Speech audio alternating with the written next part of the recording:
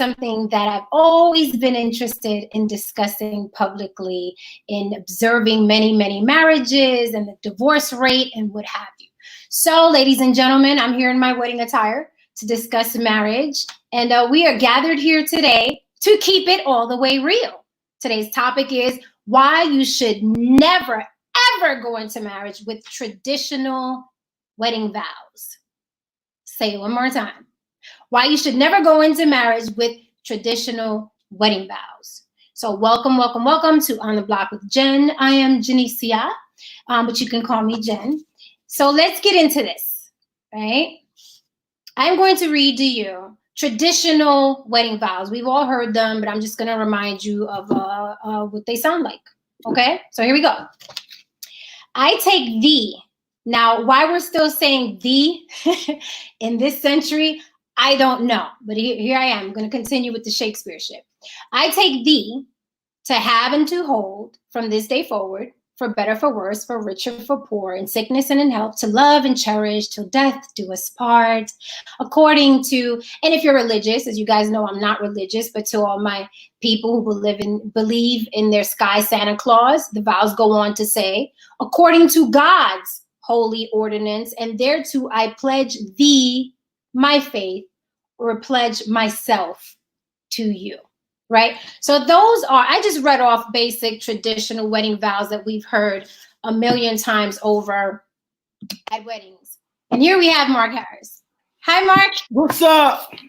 What's up? What's up? So I'm expecting another guest. I'm hoping they'll be here soon. And I was just briefing everybody. I'm here in my wedding attire today because we're talking about marriage. So I just read off traditional wedding vows. I take thee to have and to hold, for worse, rich, sickness, and health. The reason why those are completely not only outdated, but unrealistic is because we're talking about ever-evolving human beings, right? At 5 years old, we had a point of view. At 10 years old, we had a point of view. At 15 and 25, you know what I mean? Every 5 or 10 years, we have completely different views and outlooks on life in general. So when you take these traditional wedding vows and incorporate them into this relationship and marriage you're going to start, it is impossible to uphold them, right? And I don't want people to think, oh, you're trying to do away with tradition and that's why marriage is falling apart. The divorce rate is 50%, if not more now, right? So safe to say these vows aren't working like people think they do. So what's the resolve? Because you know I'm about resolve, right?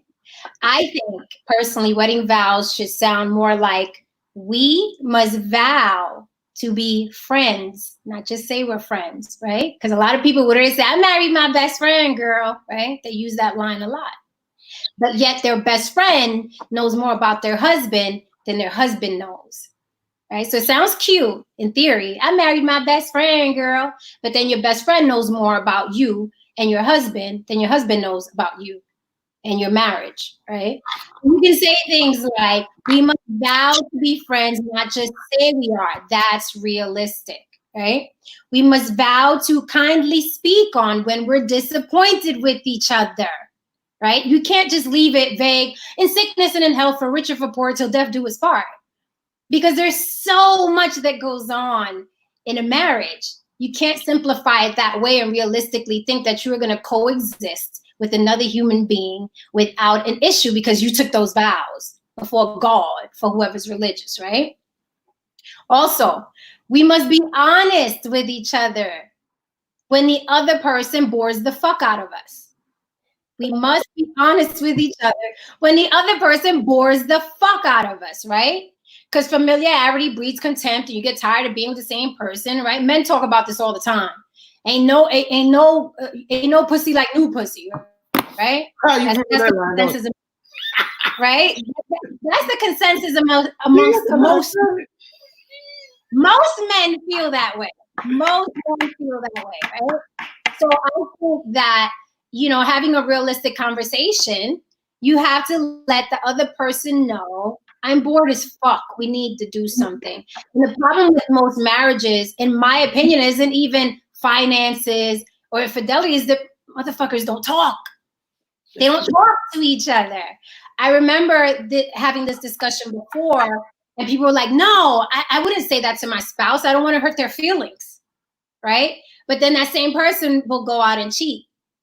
Or that same person will just sit there and exist with that person with a mind full of resentment because they want to be elsewhere. If they don't cheat, they stay, and then they just resent being in that marriage. So wedding vows, right? I'm not trying to do away with tradition. I'm saying that we have to remix it. The fact that the first line is, I take thee. Like, what the fuck is this, Shakespeare? Harry Potter? Why are you taking thee? You have to talk in realistic terms for real life. People change year to year to year.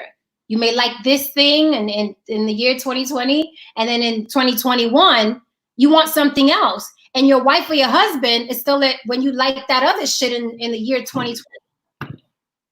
But because we're conditioned not to hurt feelings, and I don't want to embarrass this person, you're staying forever with this person. That's a long time.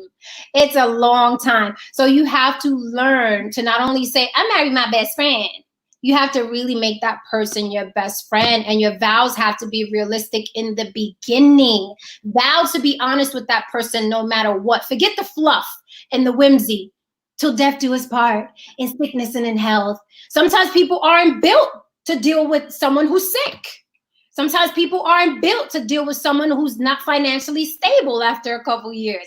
Sometimes people aren't chemically built to deal with that. And you have to be honest with yourself and the other person, because there's too much pressure. It's like we're all dynamic human beings, and we change our minds. Maybe in the beginning it's fun, but if somebody goes broke, woman or man, maybe you can't deal with it and you don't want to deal with it. And that is okay. It doesn't make you a horrible person. But vows make you stay in miserable marriages, right? Religion makes you stay in miserable marriages because you can't forsake God. I have a question for you. Go ahead, and I'm gonna check the You said vows. Come on, I'm waiting for you. You said vows make us stay in miserable marriages? Absolutely. But absolutely. Wait a minute. But then because I came in kind of late. So if you believe that vows make us stay in miserable marriages, then what were you just reading off in terms of, you said that you think this is the way vows should be said? That's the remix. What I was reading off was the remix. Okay. Traditional vows keep you in miserable marriages. Okay. Traditional vows, because they're unrealistic. Okay. Let me ask you this, right? Because you said something in terms of, instead of saying, I can't remember it, like the traditional way to say, I take thee. You said thee. Let me remind people who just tune in, because I see a lot of people just got here. Traditional vows are, I take thee to have and to hold from this day forward, for better, for worse, for rich, for poor, in sickness and in health, to love and cherish till death do us part. And for those of us who believe in the Sky Daddy, according to God's holy ordinance. And thereto I pledge my faith, myself, to you. Okay, so check this out. Amazing. Right, but you said the up-to-date version should read how now? The up-to-date version should have things, and I would suggest you write what's important to you, what's a priority to you, but I just threw some out there. We must vow to be friends, not just say we are. We must vow to kindly speak on when we're disappointed with each other. We must be honest when we're bored as fuck with the other person. Okay, let me ask you this. So, like, there are people who do write their own vows. Oh, yeah, I've heard some. Yeah. Okay, so what makes you, if people are not living up to the traditional vows, what makes you think is that people are going to live up to vows, period? No matter if they write their own vows or if they go by your vows. Well, I've heard people write their vows, and their new vows, even though they're not verbatim, the traditional vows that I read off, they're still formed in whimsy. They're still whimsical. You know what I mean? Okay. They're still whimsy. They're still, I'm going to love you forever, no matter what. There's still a version of the traditional vows. And I'm saying your vows have to be more realistic. And when you utter those words, you're saying something different than in sickness and in health till death do us part, because people get fat. People stop wanting to fuck right. People get bored. People lose their jobs. People lose their money. So you have to be more realistic with your vows. I'm not saying don't say vows, but I'm saying if you're realistic with yourself and your partner, right, you stand a better chance because then how do you know that though? Because isn't it better? How do you know that? I'm gonna ask you. Isn't it better? No. Okay, then I'll answer without you. Ask me. Go ahead. Because it's always better to be. This is my payback for of the prenup. Whatever. No, so it's just better to be honest, right? Even if that honesty is going to lead you out of that marriage, like it's just better to be honest because dig this: once you cheat, you fucked anyway. Yeah. Who's ever cheated and I got caught? Like, what does that have to do? Okay, let me ask you this. Okay, so whether people take the traditional vows, right, or they say their own vows, or they take the vow, or they as you say, let's just say your vows, the vows that you just said, right. Take those vows and apply those vows. How do you know that the person's still not going to be an asshole, still not going to get fat, still not going to cheat, so forth and so on? So yeah, well, you don't know. You don't know. You have, again, humans are dynamic. You don't know. You don't know if this person's going to say these vows and then be like, well, I just want to fuck something else anyway, right? Yeah. Those things are out of your control. I'm saying in order for you to stand a better chance, I think there are more divorces behind this fairy tale I take thee bullshit than there are with people just being honest, right? But how often are people honest? I would say 99% of the time, people are not honest because we're conditioned to lie and pretend we want to be in some shit because we don't want to disappoint our religion. Our mama likes her. You know what I mean? We don't want to disappoint our friends. We don't want to look like failures. Like humans are not as honest as they boast about. You ask anybody, they say, I keep it real. I say what it is. I'm not putting up with X, Y, and Z. Men and women do this continuously. I keep it real. I don't care. And then when they get into marriage, or when they, in any situation, they get into marriage, whether they have a job or whatever, everybody's real opposite of what they claim they are, right? Everybody's a big mouth. And so you have to look a woman or man in the face and say, I don't like your fucking gut. It disgusts me. And when we're fucking, you're sweating on me and it turns me off, right? Everybody's a badass until you have to utter those words to somebody. Yeah, but what does that have to do with what does that have to do with vows? Because let me ask you this. I'm sorry, I mean to cut you off, but let me ask you this. If the same person that you are, the core of who you are, right? Yes. Let's just say you took those vows, the traditional vows. Okay? I take thee. Right. Let's just say you took those traditional vows. You get married, and then your husband had a gut. Would you tell him, oh, look, you have a gut, you need to lose that goddamn gut, blah, blah, blah, so forth and so on? Would those traditional vows prevent you from telling him the truth or prevent you from being honest in your marriage? First of all, if you married him and you already had a gut, that's your dude. But second, to answer your question, right? Those vows, if you go into if you're marrying somebody you're not attracted to and you take those vows, you're an asshole. No, that's not what I'm saying. Let me be clear. Okay. So let's just say you took those vows, and the guy that you took those vows with, the guy that you're attracted to, you're madly in love with, so forth and so on, right? And you get into the marriage, and the marriage started to dwindle. He started to let himself go. Are you going to be honest with him still, even though you took those vows? Are those vows going to determine whether you are honest with your husband or dishonest with your husband? I think the traditional vows, the way they are, you're already conditioned to put up with whatever. I'm saying you. Say again? I'm saying you personally. Me personally? Yeah. No, I'm like abrasively honest. But people have appreciated it later on. Yeah, so it doesn't matter. So what I'm saying is that if you take those vows, right? Jen is, who's abrasive, who's completely honest, who's bold. If you take those vows, the traditional vows, you go into a marriage, you're still going to be the person that you are. Right, but I wouldn't take I want to get it off of me because I'm a different animal. Mm-hmm. You know, most people are the punks I'm talking about. Most people take these vows, get into marriage, she gets fat or he gets fat, and he's like, and they're like, damn, I took those vows, and I took those vows before God, and everybody saw me get married, so I can't really say anything, so I'm gonna put up with this pot belly. That's the majority of humanity. So we can't talk about me. You know what I mean? No, because I'm abrasive. I am honest with you. I get turned off easily. I'm a very visual creature. Like, men think they're the only visual ones on the planet. I'm a very visual creature. Pot bellies turn me off. Men that don't work out turn me off. You know what I mean? Certain things just turn me off. Men that don't take care of themselves, you know, hygiene-wise, turn me off. Like, things turn me off, right?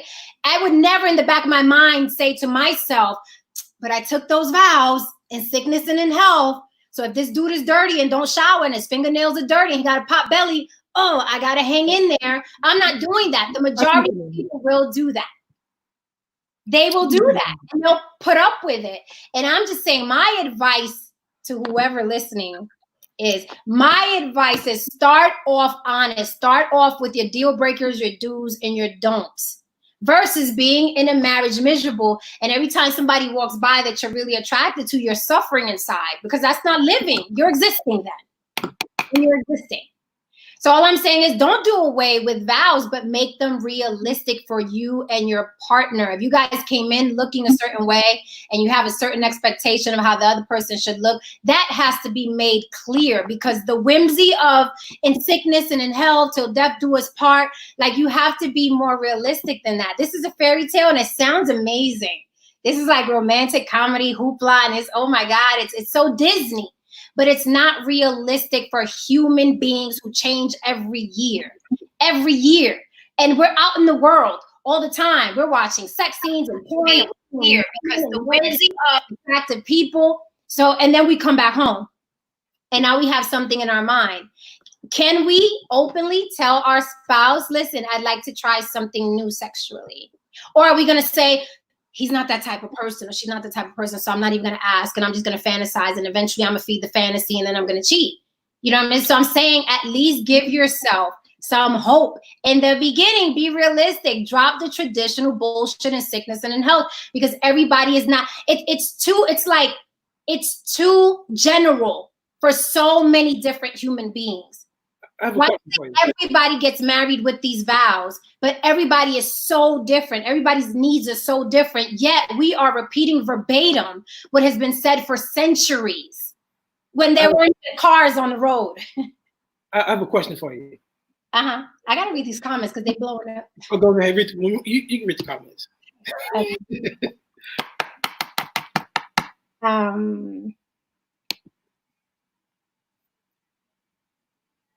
Bernard says, yes. Come in, Bernard. Bernard says, yes, I've been married before and I still believe love conquers all.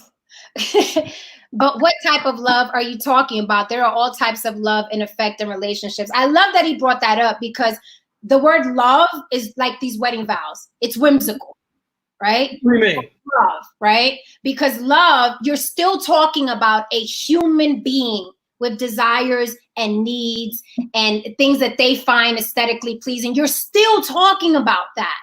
So yeah, I can care about you. You know what I mean? I'm not going to abandon you if you get fat, but you're not going to have me the way you had me when we said I do. That is an impossibility, and I feel no guilt about it. Absolutely none. Because when we got married, you were attractive to me.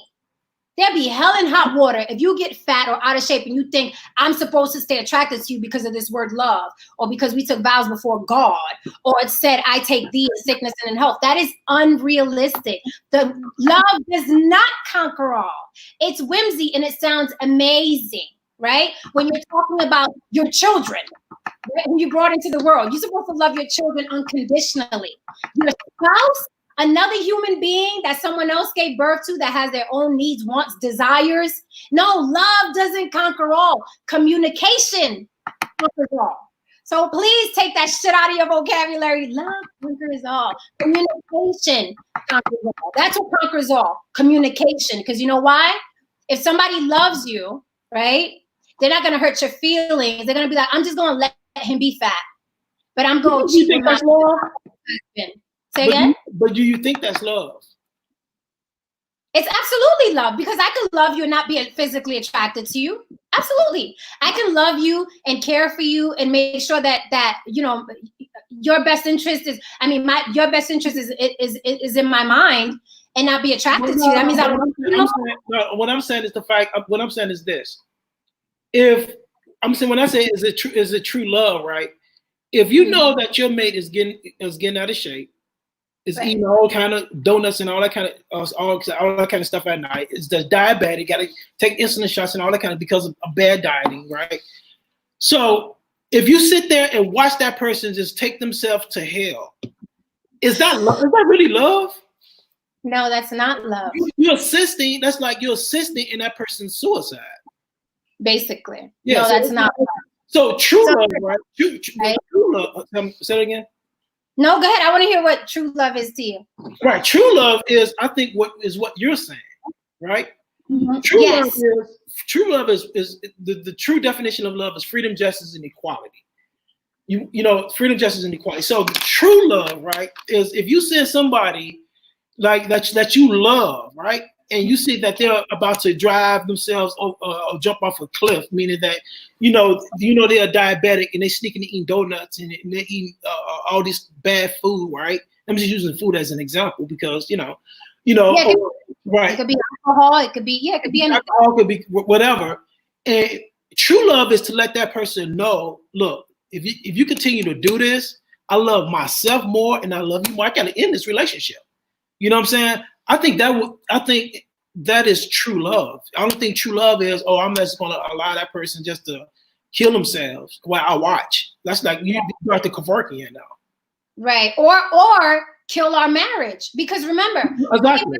when we marry somebody, the intent is forever. The intent is forever. I'm not one of the people that thinks you should trade people in every 5 years, like a couple of people have said. Like when you get married, the point of marriage is forever. So true love is, let me help you, help me keep this marriage intact. And right now, I'm not digging what's going on. Right now, I'd like to experiment with you. I'd like you to be in on this with me. What do you think about that? You know, not to the person's detriment. Like I don't want to come in with a bat and be like, hey, how about some anal sex with a bat? I'm not talking about that. I'm talking about, regular things. But even the most regular things people are afraid to discuss because love conquers all. It does not. Communication conquers all. Because I can love you and let you be as fucked up looking as you want, and my mind will be elsewhere. But if I communicate with you, then that will conquer our problem and we can continue in a happy marriage. So communication conquers all. Now, because I can love you and leave you. I'm gonna challenge you on that, Jan. Go ahead as I go through the conversation. Okay, when we talk about the difference between communication conquers all and love conquers all, let me challenge you on that, right? Because you could still communicate with a person, right, and not love that person.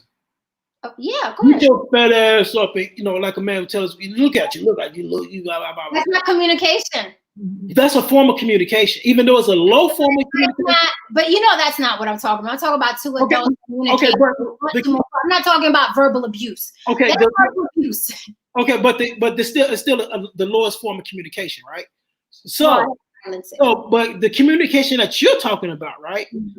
Rooted in that communication that you're talking about is love.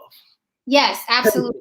You know what I'm saying? So that's rooted in that communication. So you can communicate with the person, but the reason that what got you to communicate with that person, the way that you can communicate with that person, like you could do it the way I just showed it to you. You know what I'm saying? Or you could do it your way, meaning that look, you gotta go work out, dude. Yeah. That's because of at the root of that is the fact that you love that person. And people are sensitive. Men hate confrontation, and women are sensitive. Right? Who hates confrontation? I don't suggest that you walk in and be. Say again. Who hates confrontation? Man, I'm a Taurus. I live for confrontation. I don't know about Taurus men. I don't know, but women and men hate confrontation. So both of them just let things go on the way they go on, right? But I'm saying you got to put on your big boy pants and your big girl panties and communicate with the other person. Don't go running tell your girlfriend. Don't go run and tell your mother. Don't go run and tell your sister or your brother. Tell the person that you live with. That's why I go back to when people say, I married my best friend. No, the fuck you did not, because your best friend knows more about your marriage and what you don't like about your husband than your husband knows. And that is a problemo. ¿Me entiende? That is a problem. So I would suggest, because women tend to be sensitive and men hate confrontation, and not all, for everybody watching about to type, not me, not all, right, to make y'all comfy. But that's the majority of the time, right? So I wouldn't suggest you go in there and be like, bitch, you got fat. I'd be like, baby, look. For the men, baby, look. Listen. We got married 3 years ago. I think you're the most beautiful woman in the world, but aesthetically, I need something more attractive, specifically you, to look like you looked when I married you. I need that from you. Y'all listen to her now. If you listen to me. You know. What usually will happen is because people got that word love twisted. They think love conquers all. Men think loving a woman is letting her be fat and then going out and fucking somebody else. But I love my wife. I ain't leaving my wife, right? But you fucking somebody else, which would destroy her as soon as she finds out. And she's going to find out, because we always find out, right? So they think, that's what I'm saying, love doesn't conquer all, because people think I can love you, still fuck around, and then they say it with their chest. I ain't leaving my wife, though. I love my wife. No, because if you loved her, you communicate that she's not aesthetically pleasing anymore, versus going out and getting someone who's aesthetically pleasing. And this is not gender specific. Women stray too with men they find appealing and more attractive. So it's not gender specific at all. I'm just saying that you have to communicate. People think because they don't tell you that you look a certain way or you turn them off, that's love. That is the opposite of love. If you love somebody, you're going to try to make the marriage work. I have a question for you. The relationship work. I have a serious question for you. So, Coach, hold on. Coach Kelly, I emailed it to you. I emailed you the link, but Mark put the link in the comments, right? Yeah, I just did. Let me do it again. Okay. Coach Kelly, I emailed it to you, and Mark is going to put the... I just did it again. He's going to put it in again. If anybody watching wants to join the panel and be on our little rectangle, please, by all means, click that link and I'll bring you right in and we could debate. Oh, here's Coach Kelly now. Okay. Because usually when I'm here with Mark, I be wanting to cut him. Comments, right? I want to talk for both of y'all. And this is our issue. It's not the fact that we don't like confrontation. When it comes to that, this is the issue. I have a question for both of y'all. Okay. All right. Kelly? I'm here. Hear me? Yeah. Can you hear us? Can you? Yeah, you should. Yeah, I can hear y'all. Okay. And I'm going to warn you, this computer is very old. So I'm here. Okay. So, Jen, look, I understand what you're saying when a man should, when, you know, the thing with his wife and he's going in. But what happens when the wife is offended by it, no matter how the man comes, if he comes in a sweet way, if he's like, look, baby, like, you know, like how should he approach her? So, like, if even if he approaches her the way that you just said, which I see what you're saying, if she's offended by his approach, no matter which way he comes, how should the man handle that then? First of all, do not be afraid to offend someone you love, because that is love. Whether it's friendship or your child or your spouse, when you love somebody and they're going the wrong way, you cannot be afraid to offend them. That is love. If you see a van coming and your child or your spouse or your friend is about to get hit, you better offend them. You better give them the push of offense of their life. Mm-hmm. You have to offend them. And the other person has to accept that as love. They have to accept it. And if they cannot, if they get offended to the point where it's, oh my God, I can't deal with this, then that is not the person that you can communicate with. That is not your fault. But we cannot be afraid to offend the people that we love, because we end up doing some other shit. It never fails. So I'm just talking about natural. That's the reality. Consequences. Now I agree with you 1,000% on that. You afraid to offend somebody? 1,000%. No, that was no. That's a lie. That's a lie. David, I'm not. Shit. But you know what? If it's the truth, you're getting offended. If it's the truth, why are we getting offended?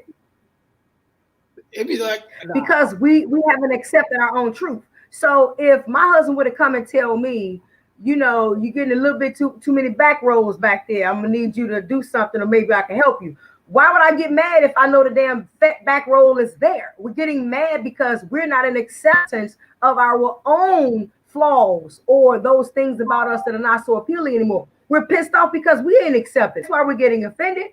That's true what Jen said. That is love. Love is being able to be completely honest in a tactful way with your other half in an effort to help them, to empower them. If they can't accept that, then one, that's not the person you can communicate with. And then two, they need to be taking the necessary steps to maybe hire somebody to help them be able to accept their own shit because they can't accept it. So they're not going to accept it from somebody that loves them. It doesn't matter who tell them. If you can't accept who you are, flaws and all, functions and whatever you have about your person, you ain't hearing it from nobody. Nobody. Yep. David Dillon said, oh my God, what did I just walk in on? Sweaty bellies. He said sweaty bellies. Walter says, okay. Walter says, I think you have to renew your commitment to each other each day. Every day is a new day. People have commitment issues. Most can't seem to commit to a Netflix show. I'm most people. Jen, I like your realistic remix. Honesty is the key. David Huntley said, can I comment on these vows, these bullshit vows? Can I comment on those? Please do. Now, I don't live by the biblical marriage. I don't believe in that honor and obey shit. I don't believe the man is the head of the household. I don't believe in that till death do us part. I don't. At the end of the day, if my ass is not happy in a relationship, then one, I need to be leaving to go and find my happy, right? Because humans can't make us happy. That's the first mistake. Those vows are a complete and utter setup for misery. If we're expecting another person, another grown-up to cater to our needs, we need to go back to childhood and find out what needs were not met as a child. It's not an adult's responsibility to make us happy. Happy is within us. We need to just learn how to access that shit, right? But we're not doing that. So I'm not a fan of those vows at all. And then I'm going to go just a little bit deeper, if I might. When you look at how the woman walks down the aisle and they ask the question, well, who gives this woman away? The father gives her away, right? And then she goes from her daddy's name to this other man's name, which is ownership and possession.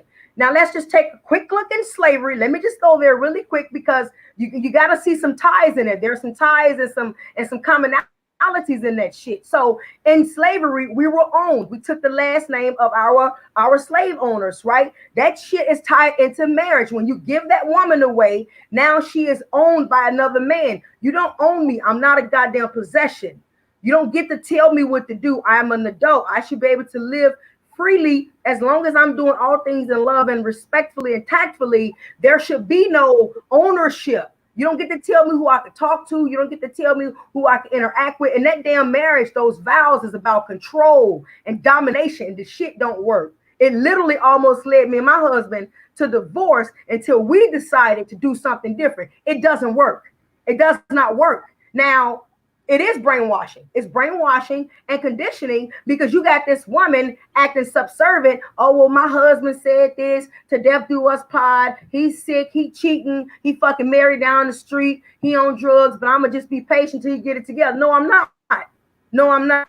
Because I don't live by those vows. You got to be working on yourself. I believe in personal development. If you ain't working on your damn self regularly, I'm going to outgrow you and I'm going to leave the house. You know what I'm saying? So at the end of the day, that shit is indoctrination.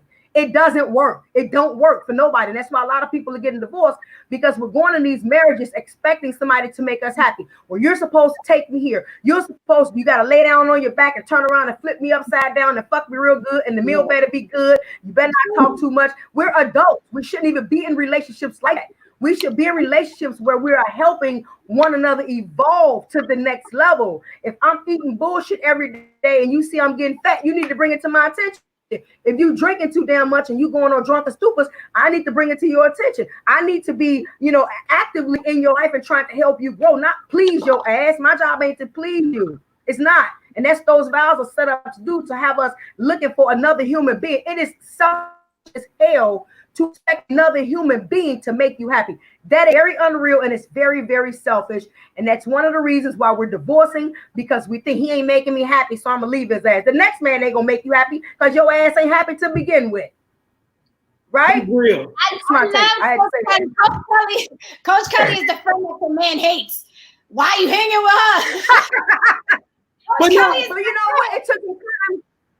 It took some time for my husband to adapt. It took some time for both of us. I'm a very open person. I don't care about him having female friends. He can hug women, dance with women.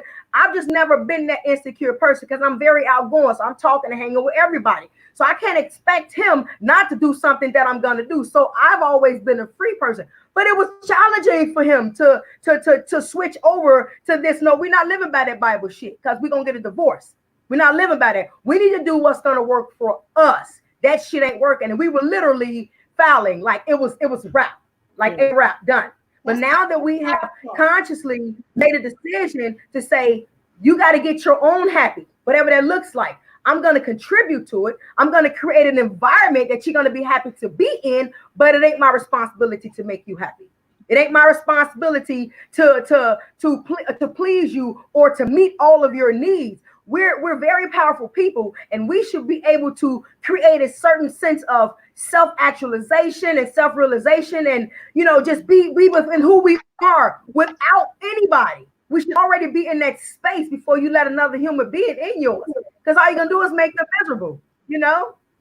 See, I love that. See, because Mark was trying to mess with me. Well, how do you know this? How do you know that? Where we have Coach Kelly proof. Right? I agree with Coach Kelly.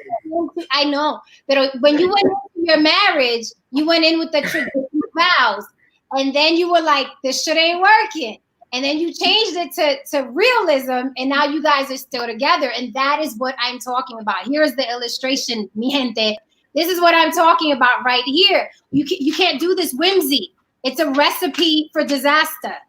Well, I was miserable in every relationship, looking for a man to make me happy. My ass was unhappy in every relationship until I understood and learned that it's on you. All they need to be doing is assisting your growth, calling you out, holding you accountable, and making sure you're growing. Right. It's not Patrick's turn to make me happy, but I'm gonna need him to do his shit. Right? Take care of you, so you're growing, right?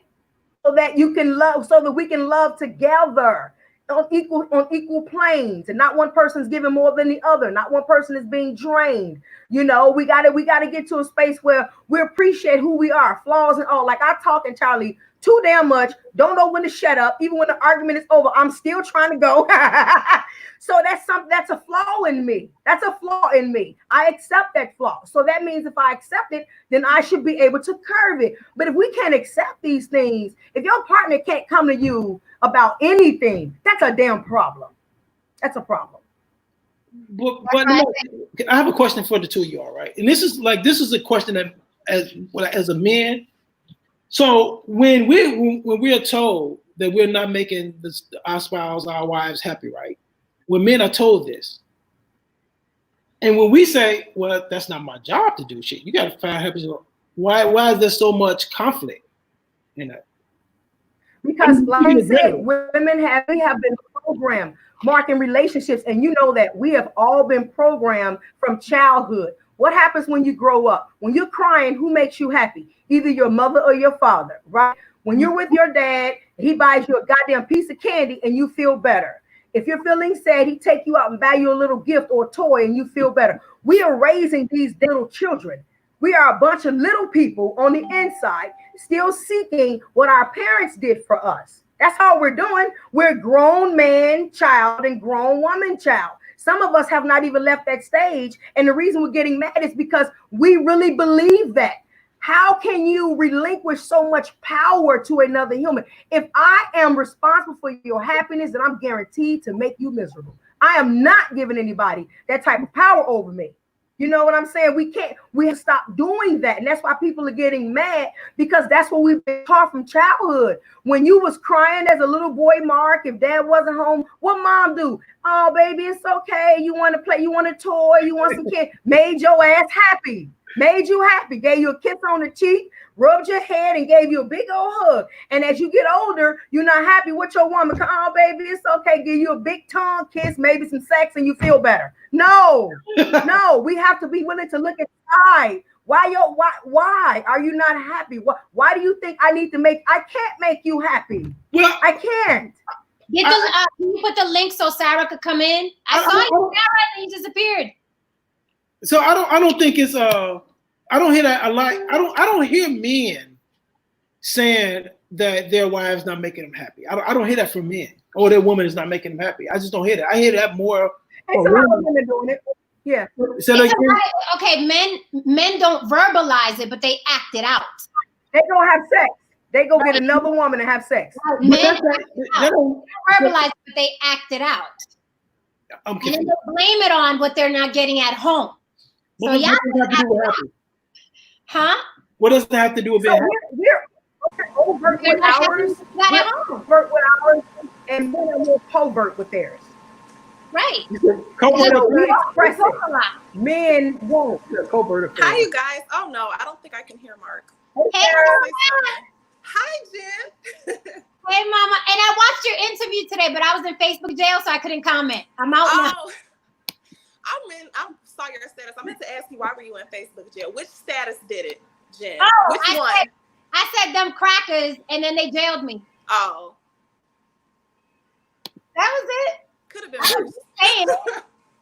I wanted to read David Huntley's comment, and then I guess we can answer him.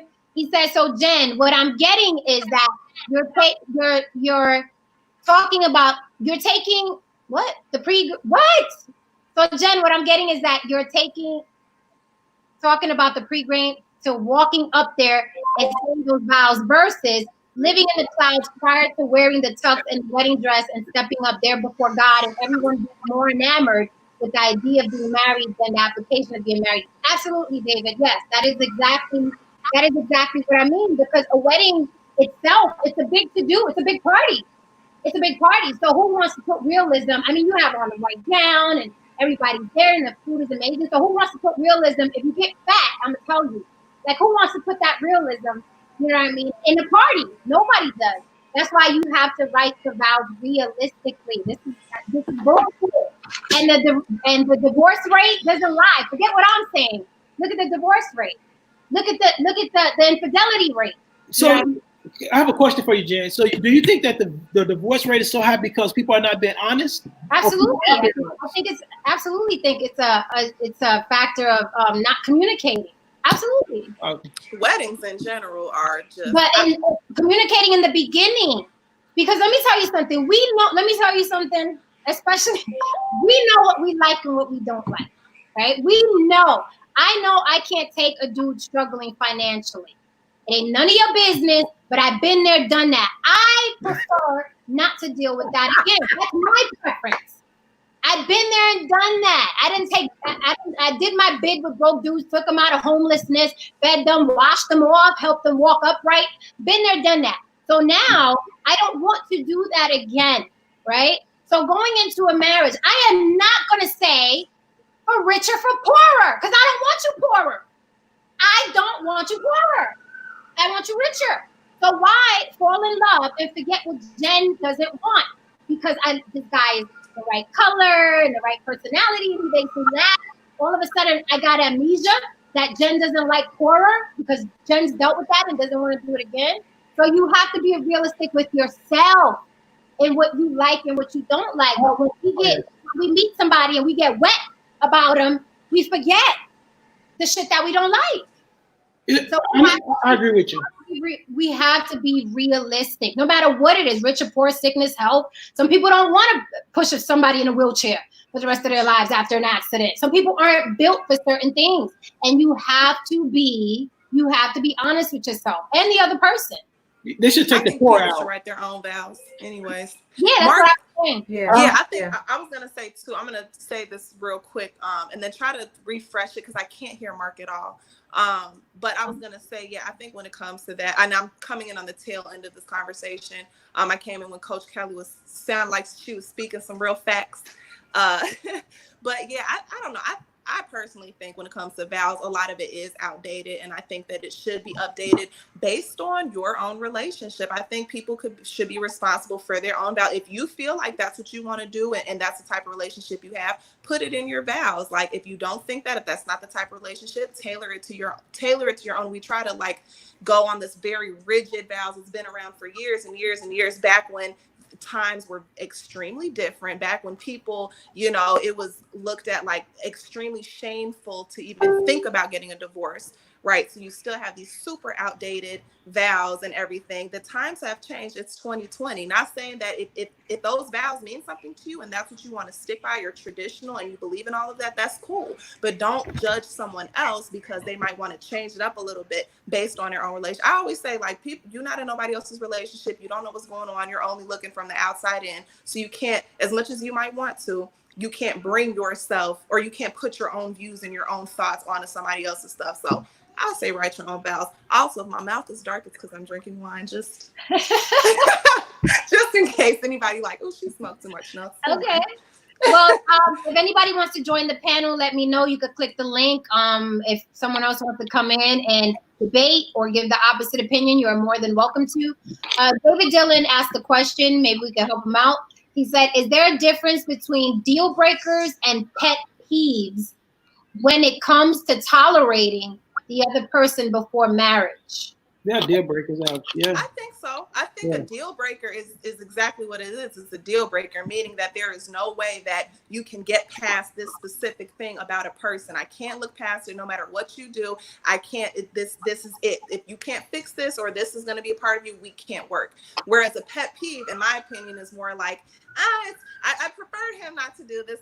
He's kind of annoying when he does this, but it's whatever. It's just one of his little things. And then you're over it in 5 seconds or whatever. I'm sure, I know my man got a lot of pet peeves about me. I'm sure I have some about him, but it in no way really affects our relationship versus a deal breaker where it's like, look, if this is not fixed, if we can't move past, if this is what it's going to be, then I can't do it anymore. So I think it's a difference. I have a quick question for you all. So let me ask you this. So do you think that that when you say your vows, right, your wedding vows, right? It's a two-part question. Do you think that when you say your wedding vows is that you're actually giving your life a command? Yeah, like. Was he talking to me? I'm talking to three of you all. So when you say your wedding vows, right? Do you think that when you say your wedding vows that you're actually giving your marriage or your life a command? Do you understand what I'm saying? I think it's instruction. Instruction or command? Okay. I think it's instruction. Okay, here comes Leon. No, I'm sorry. What was that? I say here comes Dumping what? What are you talking about? Did I dump the wet there? Leon, you win. I just put him on mute. Yeah, I muted him. So okay, so ask that question again. I think they're hopeful. I think vows are hopeful instructions. Okay, right. Okay, so my question was when you say your wedding vows, right? Do you? I'm going to use Jen's word. So when you say your wedding vows, do you think that you are giving your wedding, you mean your marriage and your life an instruction or command? I think the wedding vows are a guide. Just like the Bible is a guide, I think the wedding vows is a guide to assist you in sustaining love through some of the most difficult times.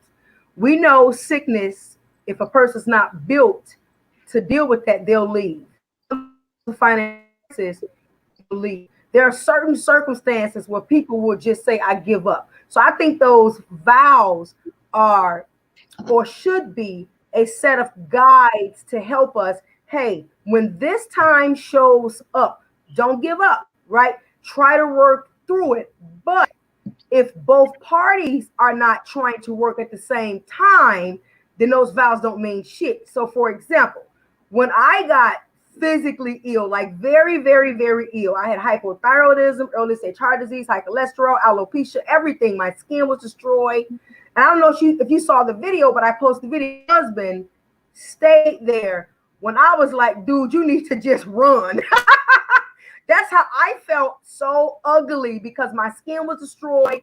70% of my skin was messed up. I was on medicine, and that was all because of, like you said, poor nutrition, taking on too much of other people's shit and not taking care of myself. But my husband sat still in it. However, I did the work every single day for 2 years until I healed my body naturally. And now I'm off all of medicine. Skin is beautiful. Life is good. In that, Pat also learned. I'll give you another example. Pat had 2 surgeries, was in ICU, practically on his deathbed, and I didn't give up. One, because it was to no fault of his. It wasn't like he went out and did something and these things occurred, right? They were accidents. So as long as he did the work, then I will uphold those instructions to maintain the love in the marriage. And another example is when he lost his job. Now that's a financial crisis, right? Most women would be like, oh, hell no, not in all these damn bills. However, Patrick made sure he stayed looking for a job readily every single day, even took up Uber and Lyft. He did whatever he could to maintain the finances in whatever way that he could. And for that, I was able to say, okay, it's all good. Let me support this brother, because he didn't just lose his job and sitting on his ass. He making sure shit gets done while I continue to move through and pay whatever I'm paying. My point is, those vows are instructions, but if the person bails you in the space, or whether it's rich or poor, sickness and health, if you're in one of those spaces, and your other half or the person that's in that space isn't doing shit, I'm going to question. I don't know if I'm going to stay, because you ain't doing shit. What's the saying? Faith without works is dead. You can't expect me to have faith if you ain't doing shit.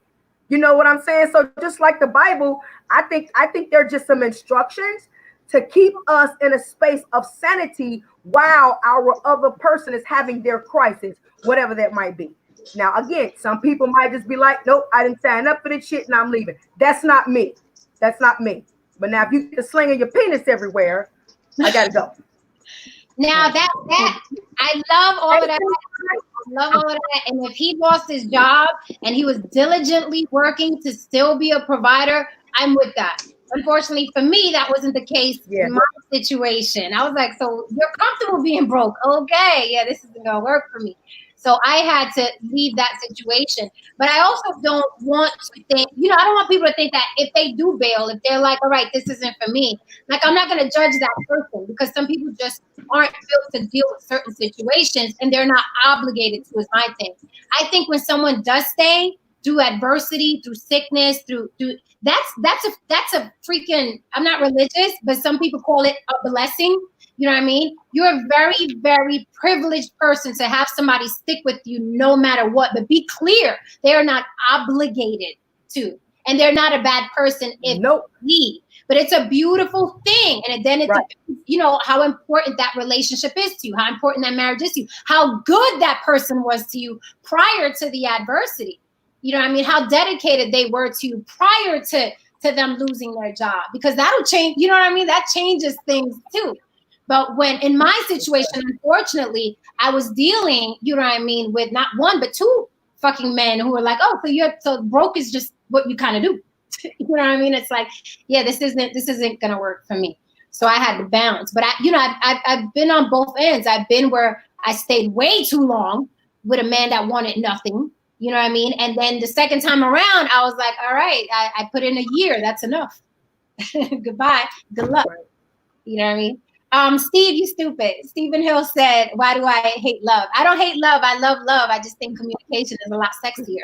That's all. He says, you can write your own vows, right? You can keep your last name if you want to. Yes, that's what we're talking about. David Dillon said, I never looked at it as slavery before. I couldn't tell my ex-wife shit. She must have been Django. Think about it. Think about it. Just think about the marriage today. You know, most women drive their men to work 40, 60, 80 hours to meet their materialistic needs. I want the big house. I want the white picket fence. I want the damn dog. I want the car. And you're driving this man to a point of illness with his body because the body needs sleep. And if you're working anything beyond 40 hours and you're moving into 60, you're now causing the body to perceive itself as being okay with breaking down. Right. And then when you look at the woman, look at which her titles or her assignments were: cooking, cleaning, fucking, sucking, doing all those duties. There should not be assignments in a man on your gender. You know, I told Pat, I don't need you to do shit, but don't do 41 hours, do 40. You don't need to do no overtime. Reason being is because you're 50. I need you to start slowing down. I need you to keep going out there slaving, and then you wind up sick, and I got to take care of your ass. No, you come home and you get some sleep, and you put some good food in your body. You know what I'm saying? But we're trained that way. The girl is trained. He better have a good job. He better have some money. He better do what you want him to do. And the fathers, she got to be able to cook now. She got to take care of the house. She got to give you peace. We're trained in this shit. And that's look at slavery. What's the difference? I don't make my bed. What type of relationship? They're gonna define slavery. I don't make my bed. I don't care what my husband wants. I don't make my bed. Wade Brown says traditional marriage vows are realistic for them who subscribe to them. I don't think so. I think they're a recipe for misery, because if a woman isn't happy, and not only that, the vows are biased. You said biased? I think they're biased. No, I had like my biased because they're biased towards the man, like everything else that was written 100 years ago. Somebody's sound is off. Probably Sarah. She just came in. Sarah, is that you? That's Sarah. Yes, Sarah. It sounds like a air conditioner is on or something. Yeah, that's the heat. I'm sorry. I'm gonna put when I'm not talking. It's hot in there. And I still can't hear Mark for some reason. So you can't hear him? He like it's like going in and out. Like he's sound like I start to hear him and then it sounds like it stops. It's 1, like 2, 3, I don't 10, 9, 8, 7, 6, 5, 4, 3, 2, 1. Can you hear me? No. I don't know. I'm gonna just try to go off of what Jen said and Coach Kelly. So Bernard said, and this is always I so expect this. Bernard said, "Girl, pork can hit anyone though. Be real. Absolutely, pork can hit even me. And if I'm with a man that says, you know what, Jen, when I met you, you was bout it, and now you lost your shit and your mojo. I want a woman that is what you were. Then I have to say goodbye to him respectfully, because he deserves to be happy and he deserves to have what he wants." What is wrong with people? That is such an ugly thing. 7 o'clock. But Everyone can have what they want. Pork can hit everybody. And if pork hits me and the man is no longer interested in pursuing something with me, then he has every fucking right to go find somebody that makes him happy. Why is that such taboo? Why is happiness taboo? I don't get that. Okay, so let me respond to that really quick, Mark. Hey, I got a direct experience with that, like for real. Like, as I mentioned, my husband and I were living that traditional shit and it wasn't working out. And so when I presented to Pat, the new marriage, and if he agreed, and I told him, I said, hey, if this is not something that's going to work for you, respect that. Then I want you to go out and get what you need, because I can't offer that anymore. And I don't want you to be somewhere, you deserve to be happy, and I want you to be happy in whatever space you're in. But I'm not in that space. That's not what I'm going to do in this marriage. But if you want what you want, feel free to go get that. Many blessings to you. I love you still. That's a real thing. That's a real thing. That's love, but that's love. Love isn't putting the pressure of love on another human being. You're supposed to love me no matter what. Yep. Look at the vows that we took. You're supposed to love. That is not love. You're not supposed to pressure someone into loving you. Love is, I love you. I'm going through this. You can go if you want. I'd like for you to stay because you're my favorite person in the world. Right. But if you exit, I understand. You can't expect people to still be in love with someone completely different than who they fell in love with, because if they were that person in the beginning, they wouldn't have been with them in the first place. So I think even like what Coach Kelly was saying, I think that that's amazing that you even just told him and were honest and gave him that option. You know what I mean? And I think he obviously respected that 10 times more than if you just would have kept letting stuff slide, kept acting like it wasn't an issue, blaming him if he's being upset and stuff. No, I've always said, and I'm always going to say, that transparency is the key to a successful relationship. You have to be transparent. You can have great sex. You can have great conversations. You can like the same things. You can share kids together. All of that is fine and dandy. But if you do not have transparency, it's not going to be any hope. There's no hope for a relationship. And that's the thing. People get so, work, and they might stay together their entire lives. And you would think that, oh, they had a great relationship, it's fine. When internally they were both dying inside because they were trying to say, oh, let me not say this. Let me not offend this person. I don't want to bring nothing up. And I don't know who wants to live like that. I don't. So I think being transparent and then letting the other person, giving them the option to choose whether they, what they want. Fucking bona fide. That literally speaks to another experience. I'm very transparent. When I was going through my and figuring things and really trying to grow within myself, I asked my husband. I said, "Hey, look, I'm having sex for about 4 months. You said what now? I can't have sex with you." Oh, okay. I told my husband. I asked him. Well, I said, "This is what I'm going to be doing. I'm going to refrain from sex for about 4 months because I need to do some more inner work. I need to go inside of me and figure out, why I'm still allowing certain things, why these things are occurring. And I have to do that by detaching so that I could be completely inside of me." And I asked him and I said, "So in 4 months, if you're still here, I'll love you even more. But if you choose to have sex with somebody, I can't stop you because I'm not going to be there for you in that space." It's a whole dialogue we had. And he was like, "Okay, let's see how this shit works." But he did it. And after the 4 months, I came out better and he was right there, and I love him even more because 4 months, you ain't getting none. But I came out a healthier emotionally and person.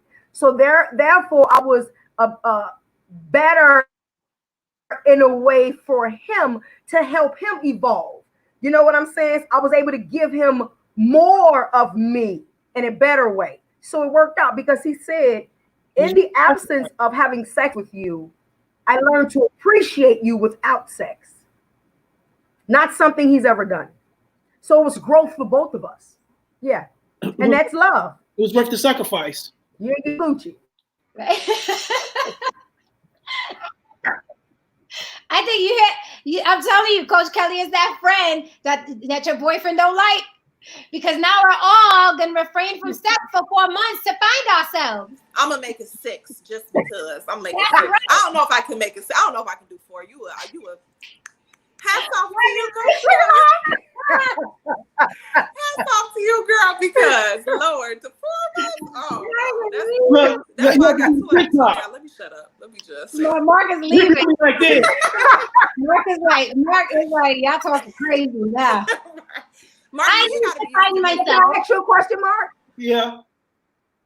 What if your wife had a situation and she needed to just refrain for a little while? Maybe 60 days.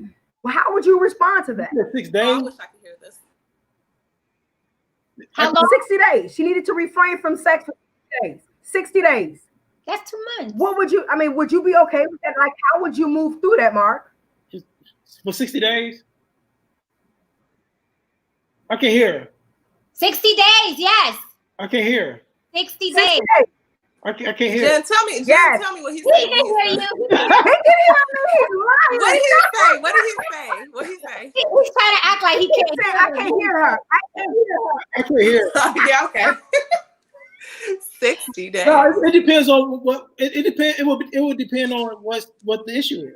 Like a situation like yours, right? Because you're very open about your situation, right? And we talked about what I'm saying. You have a book out. In a situation like that, you will have to be because there's a sacrifice that has to be made in order for the marriage to grow, the relationship to grow, and both people to grow. But absolutely. But if it's just like, it's like, okay, like why? Like what's the reason? So it depends. One thing about women. one thing about women, right? One thing about women. Hey, tell us about us. I'm gonna tell y'all about one thing about women is the fact that we all do as human beings, but you all deal with issues that we as men don't even understand. Even when it comes to sex, right? Even when it comes to sex. So sometimes, you all may not want to express it. You know what I'm saying? How you all feel, but we have to pick up, like as men, we have to pick up on this. There are certain things, there are certain signs that we just have to pay attention. Like even with my first wife, but there are certain things, there are certain signs that if we just listen to her and pick up on, that we'll know what's going on. Now, and these things could even still stem from like a childhood experience that she may have had, but that came into the marriage. But if we just pay attention to it, and then we'll know why she wants to make that decision. Now she just want to talk about. If she just came back from another country, she talk about she just want to take 60 days off. You like what's up with that? Right, you writing a film now. Now you think it's film. Now you think it's film. You're like acrimony. Ed Rodriguez says, I'd be able to manage her not having sex for 4 months, probably even 7 months. You got to preserve the body. That's what he said. Come on. Come on. Read that again. Huh? Ed Rodriguez. He said what? He said, I'd be able to manage her not having sex for 4 months, probably even 7 months. You got to preserve the body. 7 months?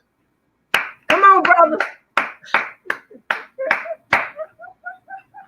Dude, what if your wife goes to prison? You ain't gonna wait? What's she going to jail for? Stabbing me? Killing me? They're killing me. So again, we're not trying to do away with the tradition entirely. We're just saying that it desperately needs to be revamped and rewritten for realistic goals. Humans are dynamic and we change constantly. Our needs, our desires, our you know what I mean, what we want to experiment with. We're constantly we're learning ourselves, we're growing. You know what I mean? So we can't do the I take B. We can't do Shakespeare. I take B. You know what I mean? Sickness and health. Yeah. Right. So here's my thing. And I agree with you. You know what I'm saying? I agree with you to a certain degree. And here's what I mean. I think the whole thing in terms of for rich and poor and for sickness and health. I think that when you're in those vows, right? I think that it's like something that goes into you all. Both of you all are very wise women, so you all understand the power of the subconscious mind. There's certain things that we do, we say that that subconscious mind picks up, right? So if you say you're going before God, right, and you believe this, and you say you're going, and you're giving your vows to your husband and your wife, you giving yourself different, as Jen would say, instructions or commands, right? And you telling, and you in this marriage, and you giving this vow, right? You giving this vow. You said for poor, so you telling yourself there's this possibility. You put this possibility, the fact that you may be. You giving yourself the possibility that there's gonna be sickness, but we don't have to be poor. We don't have to be sick. You know what I'm saying? You can go. You can live a life. A full life, rich. You can live a full life healthy. People do it all the time. Yes. Look at the Rockefellers and the Rothschilds. They don't know what it means to be poor. You know what I'm saying? So why do we have to take? So I think in a certain degree, like these are vows that have been passed on to not just from slavery, but there's certain things like when it comes to religion and certain things that were passed down from the very, very wise to give to the masses of the people, to control the masses of the people. So to give us these and certain things that we say and we do, they give commands and instructions to our subconscious mind. So when we say for poor and we say for sickness, we're giving instructions or we're giving commands to our subconscious mind that we shouldn't even have to do. I hope that makes sense. It does. It makes perfect sense. It makes sense. I'm not saying this. It does. Yes, it does. Yes, it does. Yeah. Can you guys still hear me? It froze. Yeah. You're froze, but I can hear you. I can hear you too. I'm listening. I'm trying to listen to Mark. I agree with you, Mark. You know, the subconscious mind is very powerful. It's literally about 90 to 98% of our thoughts, emotions, behaviors, patterns, beliefs, everything that we're taught, not outside of the womb, but inside of the womb. Everything that's going on outside of the womb in the last trimester, that baby's subconscious mind is being programmed with. And once the baby comes out from the year 1 through 7